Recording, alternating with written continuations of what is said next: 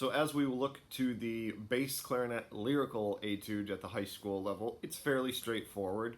I do think that the tempo that they've given you is perhaps a little bit too slow, especially as you get into the measures between 39 and 55.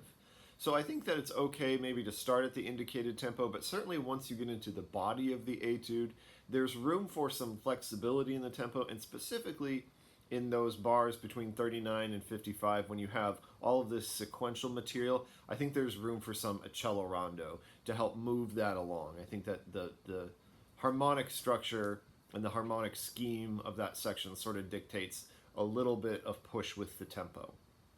But something to be aware of in the first 30 bars especially is that almost all of the phrases end with either a suspension or an appoggiatura.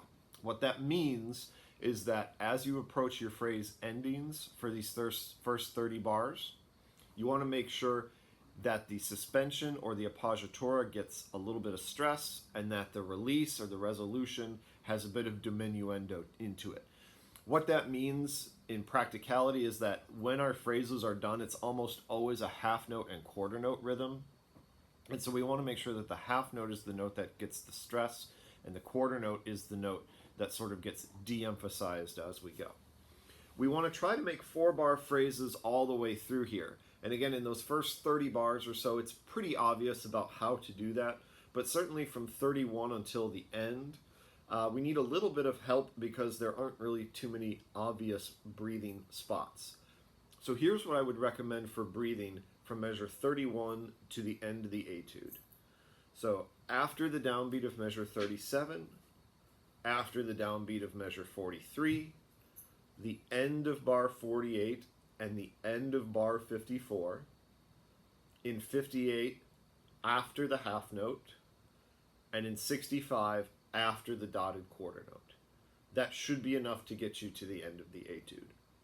So as long as we're aware of the shape and direction of our phrases and which notes get the emphasis and which notes get de-emphasized, and we're sure that we can sort of be comfortable moving the tempo along through the sequential material, I think that you can make a very effective interpretation of this etude. As always, if you have questions as you are working on this, please don't hesitate to reach out to me. Good luck in your preparation.